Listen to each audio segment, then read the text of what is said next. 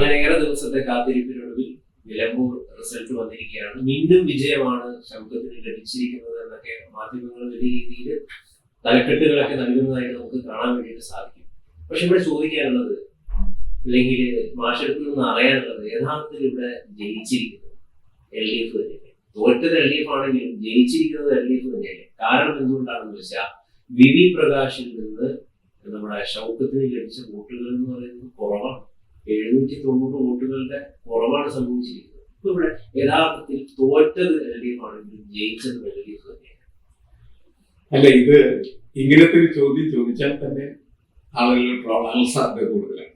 കാരണം തെരഞ്ഞെടുപ്പ് കഴിഞ്ഞതിന് ശേഷം പലരും LDF ആയാലും UDF ആയാലും BJP ആയാലും ഒക്കെ അവർ തർക്കിച്ച് ജയിക്കാനായിട്ട് എടുക്കുന്നത് കണക്കായി. അങ്ങനത്തെ ഒരു കണക്ക് വെച്ചുള്ള ഒരു കളിയാണ് ഇപ്പോൾ നമ്മൾ യഥാർത്ഥത്തിൽ ഈ ചർച്ചയ്ക്ക് വെക്കുന്നത്. പക്ഷെ നമ്മൾ ഈ ചർച്ച നടത്തുമ്പോൾ അതിനകത്ത് കുറെ യാഥാർത്ഥ്യങ്ങളുണ്ട്. ട്രോളും എന്ന് പറയുന്ന അതിബുദ്ധിമാന്മാരായിട്ടുള്ള ആളുകൾ. അതുകൊണ്ട് സ്വാഭാവികമായിട്ടും അവർക്ക് ഇങ്ങനത്തെ ഒരു ചോദ്യം കേട്ടു, തോറ്റത് LDF ആണ് എങ്കിലും ജയിച്ചത് LDF അല്ലേ എന്ന് ചോദിച്ചാൽ അതിന് കിട്ടാവുന്നത് നല്ല തരത്തിൽ ഇങ്ങനെ ഉള്ള ട്രോളിംഗ് ഉണ്ടാവാൻ സാധ്യതയുണ്ട്. പക്ഷെ നമുക്ക് അതിന്റെ പ്രശ്നങ്ങൾ പരിശോധിക്കാനായിട്ട് നോക്കാം എന്നാണ് എനിക്ക് തോന്നുന്നത്. അത് വിജയം മിന്നുന്ന വിജയം തന്നെയാണ് UDF നേടിയത്. പക്ഷേ പ്രശ്നം എന്താണ്? പ്രശ്നം ഇത് ജനാധിപത്യ പ്രക്രിയയിൽ പല സ്ഥാനാർത്ഥികൾ മത്സരിക്കുമ്പോഴാണ് ഒരു വിജയം മിന്നുന്നതായി മാറുന്നത്. അവർക്ക് തൊട്ടടുത്ത സ്ഥാനാർത്ഥിയേക്കാൾ എത്ര വോട്ട് കൂടുതൽ ഭൂരിപക്ഷം കിട്ടിയെന്ന് നോക്കി. ഇപ്പോ 11,000-ലധികം വോട്ടിന്റെ ഭൂരിപക്ഷത്തിനാണ് UDF വിജയിച്ചിരിക്കുന്നത്. LDF കഴിഞ്ഞ തെരഞ്ഞെടുപ്പിൽ 2,700 വോട്ടിന് വിജയിച്ച സ്ഥലത്ത് UDF ഈ തെരഞ്ഞെടുപ്പിൽ 11,000-ലധികം വോട്ടിന്റെ ഭൂരിപക്ഷത്തിന് വിജയിക്കുമ്പോൾ അത് മിന്നുന്ന വിജയമാണ്. പക്ഷെ നാം ഇത്രയും കൂടി സൂക്ഷ്മമായിട്ട് പരിശോധിക്കുമ്പോഴാണ് നമുക്കതിനകത്തെ പ്രശ്നങ്ങളിലേക്ക് എത്തിച്ചേരാനായിട്ട് പറ്റുക. കഴിഞ്ഞ തെരഞ്ഞെടുപ്പിൽ UDF തോറ്റു. അന്ന് VV പ്രകാശിന് കിട്ടിയ വോട്ടെത്രയാണ്? അന്ന് VV പ്രകാശിന് കിട്ടിയ വോട്ടുകൾ 78,527 വോട്ടുകളാണ്. ഇപ്പൊ ഷൗക്കത്തിന് ലഭിച്ചിരിക്കുന്നത് 77,737 വോട്ടുകളാണ്. അതായത് 790 വോട്ടുകളുടെ കുറവ് സംഭവിച്ചു. നമ്മൾ കഴിഞ്ഞ 5 ഉപതെരഞ്ഞെടുപ്പുകൾ പരിശോധിക്കും. കഴിഞ്ഞ 5 ഉപതെരഞ്ഞെടുപ്പ്, 5ാമത്തെ ഉപതെരഞ്ഞെടുപ്പാണ് ഇത്. ആ ഉപതെരഞ്ഞെടുപ്പുകളിലെല്ലാം ഇവ ഒഴിച്ച് ബാക്കി 4 സ്റ്റാറ്റസ് കോ നിലനിർത്തിയെന്നാണ് പൊതുവെ മാധ്യമങ്ങൾ നമ്മൾ മുന്നിൽ അവതരിപ്പിക്കുന്നത്. കോൺഗ്രസ് ജയിച്ചിരുന്നത് കോൺഗ്രസ് ജയിച്ചു, CPM ജയിച്ചത് CPM ജയിച്ചു. എന്ന് വെച്ചാൽ ചേലക്കരയിൽ CPM ജയിച്ചു, ബാക്കി 3 സ്ഥലത്തും കോൺഗ്രസ് വിജയിച്ചു. കോൺഗ്രസിന്റെ സീറ്റ് തന്നെയാണ്. ഇവിടെ ഉള്ള വ്യത്യാസം എന്താണെന്ന് വെച്ചാൽ LDFന്റെ കയ്യിലിരുന്ന സീറ്റ് UDF പിടിച്ചെടുക്കുകയാണ്. അതുകൊണ്ടാണ് ഈ വിജയത്തെ മിന്നുന്ന വിജയമായിട്ട് വ്യാഖ്യാനിക്കുന്നത്. പക്ഷേ ഈ 5 ഉപതെരഞ്ഞെടുപ്പുകളിൽ 4 ഉപതെരഞ്ഞെടുപ്പുകളിൽ കഴിഞ്ഞുപോയി 4 ഉപതെരഞ്ഞെടുപ്പുകളിൽ ആ വൻ ഭൂരിപക്ഷമാണ് UDF നേടിയതെന്ന് മാത്രമല്ല, UDFന് കഴിഞ്ഞ തവണ 2021 കിട്ടിയതിനേക്കാൾ എത്രയോ വോട്ട്, കൊട്ടക്കണക്കിന് വോട്ടാണ് കൂടുതൽ കിട്ടിയത് എല്ലാ സ്ഥലവും. ഇവിടെ പക്ഷേ ഈ തെരഞ്ഞെടുപ്പിലെ പ്രത്യേകത കഴിഞ്ഞ തെരഞ്ഞെടുപ്പിൽ കിട്ടിയതിനേക്കാൾ 700 ചില്ലാനം വോട്ട് കുറവ് കിട്ടിയിരിക്കുന്ന തെരഞ്ഞെടുപ്പാണ്. പക്ഷെ ആ തെരഞ്ഞെടുപ്പിനെയും, അതായത് യഥാർത്ഥത്തിൽ അവർക്ക് കഴിഞ്ഞ തെരഞ്ഞെടുപ്പിന് നേടാൻ കഴിഞ്ഞില്ല എന്ന് പറഞ്ഞതിന്റെ അർത്ഥം എന്താണ്?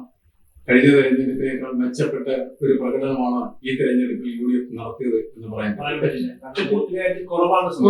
വോട്ട് ഭൂരിപക്ഷം കിട്ടിയത് അവരുടെ എതിരാളികളുടെ വോട്ട് ഭിന്നിച്ചു പോയതുകൊണ്ട്. അതാണ് പ്രശ്നം. കഴിഞ്ഞ തെരഞ്ഞെടുപ്പിൽ നേടിയ വോട്ട് UDFന് നേടാനായിട്ട് കഴിഞ്ഞില്ല എന്ന് പറയുന്നിടത്താണ് ഇവിടെ UDF പരാജയപ്പെട്ടു എന്ന് ഒരു വാക്കെടുത്ത് വെക്കാനായിട്ട് വരുന്നത്. പക്ഷെ നമ്മൾ അങ്ങനെ പറഞ്ഞാൽ നമ്മൾ പിടിച്ചടിക്കും. തെരഞ്ഞെടുപ്പിൽ മിന്നുന്ന വിജയമാണ് UDFന് കിട്ടിയിരിക്കുന്നത്. പക്ഷെ ഈ കാര്യം, അതായത് 4 ഉപതെരഞ്ഞെടുപ്പുകളിൽ UDF നേടിയത് കഴിഞ്ഞ തെരഞ്ഞെടുപ്പിനേക്കാൾ വളരെ കൂടുതൽ വോട്ടുകളായിരുന്നു. ഭൂരിപക്ഷത്തിന്റെ മാത്രം പ്രശ്നമല്ല, അവർക്ക് കിട്ടിയതിനേക്കാൾ 10,000, 15,000, 20,000 വോട്ട് അവരെ കൂടുതൽ നേടിക്കൊണ്ടാണ് ആ തെരഞ്ഞെടുപ്പുകളിലെല്ലാം അവരുടെ കൊടിയിലേർത്തിയത്. ഇവിടെ ചേലക്കരയിൽ മാത്രം വ്യത്യാസമാണ്. ചേലക്കരയിൽ വ്യത്യാസം എന്താണെന്ന് വെച്ചാൽ LDFന് വോട്ട് കണ്ടാലും കുറഞ്ഞെങ്കിലും ആ വോട്ടുകളെല്ലാം BJP സ്ഥാനാർത്ഥി നേടുകയാണ്. UDF സ്ഥാനാർത്ഥിക്ക് ആ വോട്ട് കിട്ടിയതിന് ചേലക്കരയിലും CPM തോറ്റു പോവുകയായിരുന്നു. പക്ഷെ ആ വോട്ടുകൾ അങ്ങോട്ട് ഒഴുകിപ്പോയതിന്റെ ഫലമായിട്ട് CPM അവിടെ ജയിച്ചു 10,000 വോട്ടിന്റെ ഭൂരിപക്ഷം. അത് വിലയിരുത്തുമ്പോൾ നമ്മൾ അൻവറിലേക്ക് വരുന്നത്. അവിടെയാണ് ഈ അൻവർ എഫക്ട് എന്ന് പറയുന്ന തെരഞ്ഞെടുപ്പിൽ നമ്മൾ നേരത്തെ ചെയ്ത പല വീഡിയോകളിൽ നമ്മൾ കൃത്യമായിട്ട് പറഞ്ഞിട്ടുണ്ട്. ഒരു ഹിറ്റിംഗ് തന്നെ എന്ന് പറഞ്ഞിട്ടുണ്ടെങ്കിൽ അൻവറാണ് ഹീറോ. അൻവർ ആരെ തോൽപ്പിക്കും? അത് LDF-നെ തോൽപ്പിക്കും, UDF-നെ തോൽപ്പിക്കും എന്നാണ് നമ്മൾ ചർച്ച ചെയ്തത്. പക്ഷെ ആ വീഡിയോ അധികം ആളുകൾ കണ്ടിരുന്നില്ല. ഒരു 6,000-7,000 പേര് അത്ര കണ്ടിരുന്നു. പക്ഷെ അതിന് വളരെ കൃത്യമായിട്ട് നമ്മൾ കാര്യങ്ങൾ വിശകലനം ചെയ്തിരുന്നതാണ്. ഇവിടെ UDF-ന്റെയും LDF-ന്റെയും വോട്ട് അൻവർ പിടിക്കും. അൻവർ അത് പിടിച്ചു. അൻവർ പിടിച്ചു എന്ന് മാത്രമല്ല, അൻവർ UDF-ന് കിട്ടേണ്ടതായിട്ടുള്ള ഒരുപാട് വോട്ടുകളാണ് പിടിച്ചുകൊണ്ടിരുന്നത്. അല്ലെങ്കിൽ ഇങ്ങനത്തെ സ്ഥിതിയിലേക്ക് വരില്ല. കാരണം LDF-ന്റെ ബേസ് വോട്ട് എന്ന് പറഞ്ഞാൽ എന്താണ് എന്നൊക്കെ ചോദിച്ചാൽ ചിലപ്പോൾ ആളുകൾ ഈ ഇതിക്ക് മുമ്പുള്ള ചർച്ചകളൊക്കെ പറഞ്ഞിരുന്ന ഒരു കാര്യമാണ്. അൻവർ എന്ന് പറയുന്ന ഒരു കാര്യമാണ്. ഒരു 30,000 വോട്ട് 35,000 വോട്ടാണ് അവിടെ LDF-ന് ആയ ബേസ് വോട്ട് എന്ന് പറയുന്നത്. കഴിഞ്ഞ ലോക്സഭാ തെരഞ്ഞെടുപ്പിൽ സത്യൻ മൊകേരി എന്ന് പറയുന്ന കമ്മ്യൂണിസ്റ്റ് നേതാവ് നേടിയ വോട്ട് 29,000 വോട്ടായിരുന്നു. ആ 29,000 വോട്ടിൽ നിന്നാണ് LDF ഇപ്പോൾ അത് 66,000-ലധികം വോട്ടായിട്ട് വർദ്ധിപ്പിച്ചിരിക്കുന്നത്. അവരതും പറഞ്ഞിട്ടായിരിക്കും എന്ത് ചെയ്യുന്നത്, ഞങ്ങൾ ജയിച്ചെന്ന് പറയാൻ സാധ്യത. അവർക്ക് ആ വോട്ട് വർദ്ധിപ്പിക്കാനായിട്ട് കഴിയും. കഴിഞ്ഞ ലോക്സഭാ തെരഞ്ഞെടുപ്പിൽ കോൺഗ്രസ് നേടിയത് ഏതാണ്ട് 90,000 വോട്ടുകളാണ്. അതിൽ നിന്ന് വളരെ കുറവ് വോട്ടുകളാണ് ഈ തെരഞ്ഞെടുപ്പിൽ UDF-ന് നേടാൻ കഴിഞ്ഞത്. ഇതെല്ലാം തെരഞ്ഞെടുപ്പ് വിശകലനത്ത് വരേണ്ട കാര്യമാണ്. പക്ഷെ അതൊക്കെ വെച്ചുകൊണ്ട് LDF ജയിച്ചു എന്ന് പറയുന്ന ഒരു വാദം നമ്മളിങ്ങനെ ഈ ചർച്ചയിൽ മുന്നോട്ട് വെച്ചാൽ ആളുകളെല്ലാം നമ്മൾ പരിഹസിക്കും. അവരെ നമ്മൾ ട്രോളും. ഗവൺമെന്റ് എന്തിനാണ് ഇവിടെ വന്നിരിക്കുന്നത്? പ്രശ്നം എന്താണെന്ന് വെച്ചാൽ ഇത്തരം വിഷയങ്ങൾ പക്ഷേ 66,660 വോട്ടുകളാണ് M സ്വരാജ് നേടിയിരിക്കുന്നത്. അതൊരു 37.88 ആണ് വോട്ട് ഷെയർ. അതെന്ന് പറയുന്നത് ചെറിയൊരു വോട്ടല്ല. 8 നിലയിൽ പൊട്ടുമായിരുന്നു. 8 നിലയിൽ പൊട്ടുമായിരുന്നല്ലോ വല്ലവർക്കുണ്ടാ. ഒരു നിക്കക്കളിയില്ലാതെ ഒരു സമയത്ത് നമ്മൾ കേട്ടിരുന്ന ഒരു ആശുപത്രികളിലേക്ക് എന്താണ് ഡോക്ടർമാരെ തപ്പി കിടക്കുന്നു എന്നാണ്. കാരണം അത്ര സ്ട്രോങ് ആയിട്ടുള്ള വോട്ട് ഷെയർ ഉള്ള ഒരു സ്ഥലമായിട്ട് അതിനെ വിലയിരുത്തുന്നില്ല എന്നുള്ളതാണ് കോൺസെപ്റ്റ്. കാരണം 40% മുസ്ലിം വോട്ടുകളാണ്. മുസ്ലിം അല്ലാത്ത ഒരാളെ സ്ഥാനാർത്ഥിയാക്കുന്നതിനെ കുറിച്ച് ചിന്തിക്കാൻ പോലും ഒന്നും പറ്റാത്ത ഒരു കണ്ടീഷനിലാണ് സ്വരാജിനെ കൊണ്ടുവന്ന് സ്ഥാനാർത്ഥിയാക്കുകയും അദ്ദേഹം ഒരു വർഗീയവാദിയുടെ വോട്ട് വേണ്ട എന്നൊക്കെ പ്രഖ്യാപിക്കുകയും ചെയ്തു. പ്രഖ്യാപനങ്ങൾ തിരഞ്ഞപ്പോഴാണ് സതീശന്റെ അപ്പുറത്ത് നടത്തിയ പ്രഖ്യാപനങ്ങൾ ഇതേപോലെ തന്നെ വളരെ പ്രസക്തമായ പ്രഖ്യാപനമാണ്. അൻവറിന്റെ സഹായം വേണ്ട, അല്ലാതെ തെരഞ്ഞെടുപ്പിൽ വിജയിക്കാൻ ഞങ്ങൾക്ക് അറിയാം എന്നതാണ്. അതൊക്കെ ശരിയും നല്ലതുമാണ്. രണ്ടുപേരും പ്രസ്ഥാനങ്ങൾ ഗംഭീരമായിരുന്നു എന്നാണ് ഞാൻ പറയുന്നത്. പക്ഷെ പ്രശ്നം എന്താണെന്ന് വെച്ചാൽ UDF-ന് 2021 തെരഞ്ഞെടുപ്പിൽ നേടാൻ കഴിഞ്ഞ വോട്ട് എന്തുകൊണ്ട് നേടാൻ കഴിഞ്ഞില്ല? ഭരണവിരുദ്ധ വികാരം വളരെ ശക്തമാണോ എന്ന് നമുക്കറിയാം. പലരും പറഞ്ഞതെന്ന് വെച്ചാൽ പിണറായി വിജയനോട് പ്രസംഗിക്കുകയും ചെയ്യുന്നത് കൊണ്ട് മാത്രം സ്വരാജ് തോറ്റു എന്ന് പറഞ്ഞ ആളുകൾ ഒരുപാടുണ്ട്. എന്ന് വെച്ചാൽ അത്രമാത്രം പിണറായി വിജയനോടുള്ള സ്നേഹം ആളുകൾക്ക് ഇങ്ങനെ കൂടി നിൽക്കുകയാണ് ചെയ്യുന്നത്. അതേപോലെ തന്നെ ഈ എന്താണ് നമ്മളുടെ സാംസ്കാരിക നായർ അവരെ മത്സരത്തിന് സ്വരാജിനെ സഹായിക്കുന്ന സമയത്തും ഒരുപാട് ആളുകൾ അവരെ ട്രോൾ ചെയ്തിട്ടുണ്ട് എന്നുള്ളത് ശരിയാണ്. എനിക്ക് വന്ന അവസാനം നമ്മുടെ ആരാണ് നമ്മുടെ സിനിമ പറഞ്ഞെന്താന്ന് വെച്ചാല് കണ്ടാമൃഗങ്ങളും കാട്ടാനകളും ഒക്കെ അതിനെ വായിക്കാൻ രസകരമായിട്ടുള്ള ഒരു ട്രോളാണ്. ജോയിനായിട്ട് എഴുതിയത് ഇങ്ങനെയാണ്: കാട്ടാന വന്നു, ജനം ക്ഷമിച്ചു; കാട്ടുപന്നി വന്നു, ജനം ക്ഷമിച്ചു; കടുവ വന്നു, ജനം ക്ഷമിച്ചു; കാട്ടുപോത്തും വന്നു, ജനം ക്ഷമിച്ചു; സാംസ്കാരിക നായകർ വന്നു, ജനം പ്രതികരിച്ചു. അങ്ങനെ സാംസ്കാരിക നായകരെ ട്രോളുന്നു എന്നുള്ളതാണ്. പക്ഷെ അതൊക്കെ നമ്മൾ ഈ സമൂഹത്തിനകത്ത് രൂപപ്പെട്ടു വന്ന ഓരോ വ്യക്തികളും ഉണ്ടാക്കി വെച്ചിരിക്കുന്ന ഇമ്പാക്റ്റുകളുടെ ഫലമായിട്ട് മനുഷ്യനെ അത്തരത്തിൽ തോന്നലുകളാണ്. സാംസ്കാരിക നായകരൊന്നും ഇതുവരെ ഈ തെരഞ്ഞെടുപ്പിൽ അങ്ങനെ നടക്കേണ്ട കാര്യമില്ല. ശരിക്കും അവരെ സഹായിക്കാൻ നമ്മളൊക്കെ പലപ്പോഴും പല സ്ഥാനാർത്ഥികളെ ജയിപ്പിക്കുന്നതിന് വേണ്ടി ഫീൽഡിൽ പ്രവർത്തിച്ചിട്ടുള്ള ആളുകൾ.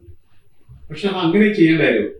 ഒരു പാർട്ടിയുടെ വക്താവ് എന്ന നിലക്ക് നിന്ന് പ്രവർത്തിക്കുക എന്നുള്ളതാണ്. ഈ സാംസ്കാരിക നായകരുടെ കൂട്ടമായിട്ടുള്ള ഒരു പ്രകടനം കൊണ്ട് വോട്ട് കിട്ടും എന്ന് ആരെങ്കിലും കരുതുന്നുണ്ടെങ്കിൽ അത് ശുദ്ധമണ്ഡലത്തിലാണ് ശരിക്കും പറഞ്ഞത്. അതിന് കാലം കഴിഞ്ഞിരിക്കും. അങ്ങനെയുള്ള ഒരു പരിപാടിക്കും പ്രസക്തിയില്ല എന്നുള്ളതാണ്. അപ്പൊ അൻവർ 19,000 വോട്ട് ലഭ്യം, 20,000-ന്റെ അടുത്ത് വോട്ട് അദ്ദേഹം നേടി. അത് കേരളം പഠിക്കേണ്ടതാണ്. അൻവറിന് എങ്ങനെ അങ്ങനെ വോട്ട് നേടാനായിട്ട് കഴിഞ്ഞു എന്നുള്ളത് പഠിക്കണം. കാരണം വെച്ചാൽ അൻവറിന് എങ്ങനെ അങ്ങനെ വോട്ട് നേടാനായിട്ട് കഴിയും ചെറിയൊരു കാര്യമായിട്ട് നമ്മൾ കണക്കാക്കരുത്. അൻവർ ഒറ്റയ്ക്ക് സർവ്വ ആളുകളുമായിട്ട് ദുഷ്ടി പിടിച്ചിട്ട് ഇത്രയും വോട്ട് നേടിയിട്ടുണ്ട്. പാർലമെന്ററി തെരഞ്ഞെടുപ്പിൽ അൻവർ ഫാക്ടറിന് പ്രാധാന്യം ഉണ്ടെന്ന് നമ്മൾ പല വീഡിയോയും ഡിസ്കസ് ചെയ്യുന്ന സമയത്ത് പറഞ്ഞിരുന്നു. ഈ അൻവർ ഇറങ്ങി വന്ന സമയത്ത് UDF അദ്ദേഹത്തോട് ഒരു ധാരണ ഉണ്ടാക്കി തെരഞ്ഞെടുപ്പിൽ മത്സരിച്ച് 30,000 വോട്ടിന്റെ ഭൂരിപക്ഷത്തിലേക്ക് ജയിക്കുമായിരുന്നു. അത് അവർക്ക് ഉണ്ടാക്കുന്ന മൈലേജ് വളരെ വലുതാവുകയാണ്. ഇപ്പൊ അവര് നേടിയിരിക്കുന്ന വിജയം എന്ന് പറയുന്നത് 11,000 വോട്ടിന്റെ ഭൂരിപക്ഷമാണ്.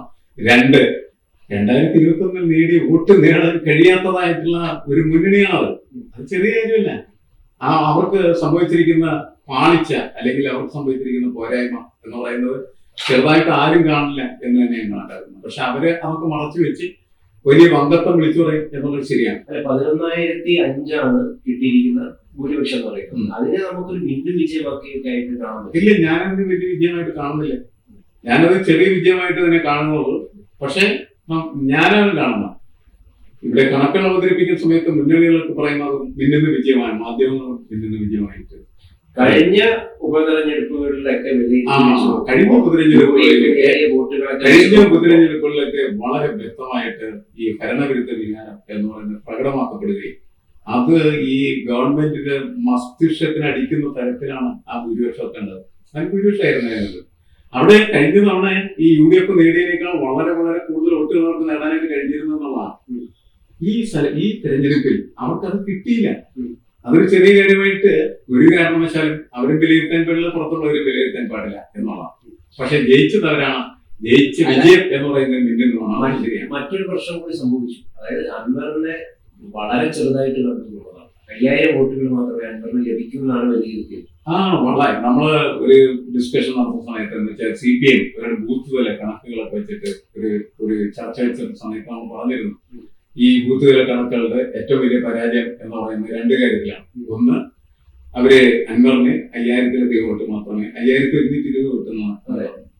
അതുപോലെ തന്നെ സ്വരാജിന് 80,231 വോട്ട് കിട്ടുന്നതാണ്. ഇത് രണ്ടും ശരിയല്ല. ഇതുകൊണ്ടാണ് ആ വോട്ട് പഴയ കാലത്തെ കമ്മ്യൂണിസ്റ്റ് കണക്കുകളല്ല എന്ന് തെളിയിക്കപ്പെട്ടത്. അന്ന് തന്നെ പറഞ്ഞിരുന്ന അതങ്ങനെ തന്നെ സംഭവിച്ചിരിക്കുന്നു എന്നുള്ളതാണ്. കാരണം ഈ നമുക്കൊരു വാർഡിൽ നമ്മളവിടുത്തെ രാഷ്ട്രീയ പ്രവർത്തനമാണെങ്കിൽ ആ വാർഡിലുള്ള ഒരാൾ വോട്ട് എന്നുള്ളത് കൃത്യമായിട്ട് അറിയാം. നമ്മളതിനുള്ളിൽ ചോദിക്കേണ്ട കാര്യമൊന്നുമില്ല, പരിശോധിക്കേണ്ട കാര്യമില്ല. നമുക്കറിയാം അതിന്റെ മനസ്സ് കൃത്യം വായിക്കുന്നത്. അപ്പൊ അങ്ങനെയുള്ള ആളുകളാണ് കണക്കുണ്ടാക്കുന്നതെങ്കിൽ ആ കണക്കിൽ 1 വോട്ട് 2 വോട്ട് ചിലപ്പോൾ അങ്ങോട്ടും മാറും. അതിനപ്പുറത്ത് ഒരു തരത്തിൽ മാറാൻ സാധ്യതയില്ല. ഇവര് ബോധപൂർവം ഈ കണക്കുണ്ടാക്കി ഈ കണക്ക് എന്ത് ചെയ്തു, മാധ്യമങ്ങളോട് പ്രചരിപ്പിച്ചു. 2 ദിവസത്തെ വിജയം അതുകൊണ്ട് അവർക്ക് ആ രീതിയിൽ കിട്ടി. അതിനപ്പുറത്തൊന്നും അതിനകത്ത് സംഭവിച്ചില്ല എന്നുള്ളതാണ് സത്യം. പക്ഷെ പ്രശ്നം ഇതാണ്, ഇവർക്ക് അതായത് UDF-ന് കഴിഞ്ഞ തെരഞ്ഞെടുപ്പിൽ നേടാൻ കഴിഞ്ഞ വോട്ട് നേടാനായിട്ട് കഴിഞ്ഞില്ല എന്ന് പറയുന്നത് അവർ പരിശോധനയ്ക്ക് വിധേയമാക്കേണ്ടതാണ്. 1. 2, LDF-ന് കഴിഞ്ഞ പാർലമെന്റ് തെരഞ്ഞെടുപ്പിൽ നേടിയ 29,000-ൽ നിന്ന് അത് 66,000-ലധികമാക്കി വർദ്ധിപ്പിക്കാനായിട്ട് കഴിഞ്ഞത് അവരുടെ നില മെച്ചപ്പെടുത്തിയതിന് തുല്യമാണ്. അതുകൊണ്ട് അവർക്ക് പിടിച്ചു നിൽക്കാവുന്ന തരത്തിലുള്ള ഒരു പരാജയമേ ഉണ്ടായിട്ടുള്ളൂ. ഈ പരാജയം പ്രതീക്ഷിച്ചാണ്. കാരണം രാജിവെച്ച സമയത്ത് തന്നെ അവർ പരാജയപ്പെട്ടു. ഈ ഒരു വോട്ട് പോലും LDF-ന് കിട്ടാനുള്ള കാരണം എന്ന് പറയുന്നതും M. സ്വരാജ് കൊണ്ടു നോക്കണം. M. സ്വരാജിന്റെ സ്ഥാനാർത്ഥിത്വത്തിന് എന്തായാലും അവിടെ LDF-ന് എന്ത് ചെയ്തു, രക്ഷപ്പെടുത്താനായിട്ട് ഇരിക്കുന്നുള്ളൂ. ഈ 8 നിലയിലോ 10 നിലയിലൊക്കെ കിട്ടുന്നതായിട്ടുള്ള LDF-നെ മത്സരത്തിലേക്ക് കൊണ്ടുവന്നു. ജനപിന്തുണയുള്ള ഒരു നേതാവ് തന്നെയാണ് ഇപ്പോഴും M. സ്വരാജ് എന്ന കാര്യത്തിൽ തർക്കമില്ല. അതെ, തീർച്ചയായിട്ടും അങ്ങനെ. അത് നമ്മളിപ്പോ ഈ നമ്മളൊരു പ്രശ്നം ഡിസ്കസ് ചെയ്യാൻ 2021 സ്വരാജ് തോറ്റത്തിന് 1000-ൽ ചില്ലാതെ വോട്ടുകൾക്കാണ് സ്വരാജ് തോറ്റത്. സ്ഥാനാർത്ഥികളൊക്കെ തോക്കും വിജയിക്കും. നമ്മള് തോൽവി ഓരോ വോട്ടിനായാലും വിജയിച്ചാൽ വിജയവും ഓരോ വോട്ടിനെ തോറ്റാൽ തോൽവിയായിട്ടാണ് കണക്കാക്കുന്നത്. അതാണ് പാർലമെന്റ് തെരഞ്ഞെടുപ്പിന്റെ പ്രത്യേകത. അത് അംഗീകരിച്ചുകൊണ്ട് മാത്രമേ നമുക്ക് ബാക്കിയെല്ലാ കാര്യങ്ങളും ചർച്ച ചെയ്യാനായിട്ട് പറ്റൂ. ഇത് തീർച്ചയായിട്ടും UDF-ന്റെ മിന്നുന്ന വിജയം തന്നെയാണ്. പക്ഷെ ആ മിന്നുന്ന വിജയത്തിലും അവരെ ഒന്ന് മിന്നിക്കുന്നത് കഴിഞ്ഞ 2021 അവർ നേടിയ വോട്ട് അവർക്ക് നേടാനായിട്ട് കഴിഞ്ഞില്ല എന്നുള്ളതാണ്. അതായത് പറഞ്ഞു വരുന്നത് പ്രകാശനോളം അതെ, ആ പ്രകാശ് നേടിയ വോട്ട് ഷൗക്കത്തിന് നേടാൻ കഴിഞ്ഞില്ലല്ലോ. അതുകൊണ്ട് പ്രകാശ് തീർച്ചയായിട്ടും അവരുടെ ഒരു പ്രകാശമായിരുന്നു.